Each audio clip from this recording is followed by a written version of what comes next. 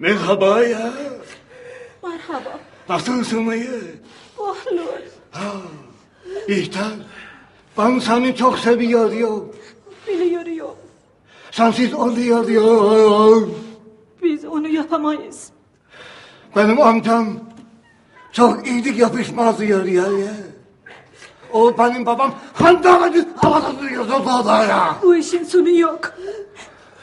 En son kendimi öldüreceğim. Yok, Sen de avara olacaksın. yok, yok. O benim hancar ver bana ya. Yok. Ver bana. Eda canım değil lan bu zaman. Eda. Allah günü başına diye ben. Gel. İkin. Bihter. Seni çok seviyorum. آخه این پسر به این ماهی نبود اینقدر بدم میاد از این دختره چه کارگردانی خوبی دارد این سریال